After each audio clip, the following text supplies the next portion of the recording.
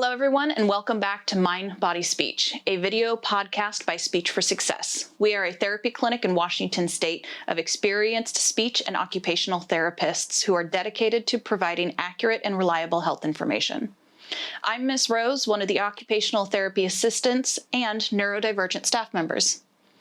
Today, to celebrate Autism Awareness Month, we are covering some basic aspects of our sensory system. So what is the sensory system? Every human has a sensory system with 8, not 5 senses. We have the usual 5: visual, what we see; auditory, what we hear; olfactory, what we smell; gustatory, which is a difficult word, what we can taste; tactile, what we feel on the surface of our skin; vestibular, our balance and how we feel motion; proprioception, also known as kinesthesia, our ability to find ourselves in space; and interoception, what we feel inside of our bodies, including hunger, temperature, and emotion. Each of these 8 senses have multiple ways that they can present, including neutral, complex, seeking, and avoidant. And to further individualize each person, a person can be seeking in one sense and avoidant in another, or in the complex cases, both seeking and avoidant within a single sense. This is why working with an experienced occupational therapist or assistant is so valuable. We help assess and develop individualized sensory diets. So how does this relate to our autism community? Many individuals with autism have strong reactions to each sense and less capacity for regulating their reactions. For example, a scratchy label on a shirt could be a mild annoyance for somebody who can regulate their sensory system.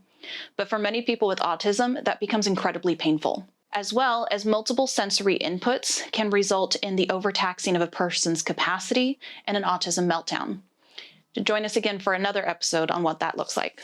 So let's take a look at just one of our senses and what it means to be neutral, complex, avoidant, or seeking. And again, join us in the future for a breakdown of each of these senses here at Mind, Body, and Speech. But today, we're taking a closer look at auditory processing, or hearing. A seeker will seek out loud and busy environments. They may have difficulty regulating their volume. They'll do repetitive sounds such as tapping their fingers, humming, clicking their tongue. They may need to hum while they work or have other background noises in order to focus. To help our seekers, we make sure that they have access to noise-making toys, white noise machines, and scheduling playtime with different sounds. On the opposite side, an avoider will seek out quiet and secluded environments. They may speak a little more quietly or cover their ears when exposed to sounds. They can become incredibly irritated at repetitive or specific sounds. These kiddos will often do repetitive self-soothing activities such as rocking during noisy tasks. To help our avoiders, we can provide earplugs and headphones, schedule frequent breaks and quiet spaces, give advanced warning for unexpected or loud sounds, and keep an eye on those household appliances such as blenders and vacuum cleaners.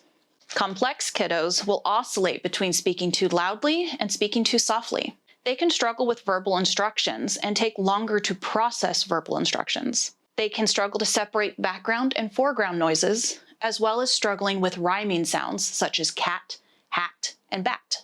For our sensory complex kiddos, ensuring that verbal instructions are given slowly and calmly while facing them.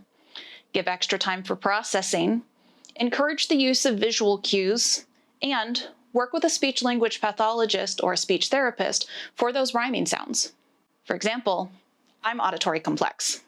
I struggle with verbal processing in noisy environments, but I also need background noise in order to focus. A neutral reaction, on the other hand, is able to handle different volumes of speech, music, environmental sounds, and the changes in their environment with ease of regulation. A quick, easy trick that you and your family can do immediately is for kiddos who struggle with sensory avoidance around sounds and might have difficulty with those really noisy automatic flushing toilets out in public.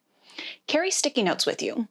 Put the sticky note over the sensor. That way you can teach your child to be prepared for the sound by removing the sticky note and allowing the toilet to flush.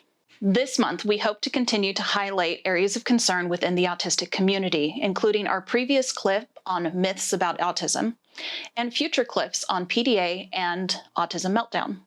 We hope to share tips, tricks that you can integrate into your family's lives today that'll make a huge difference.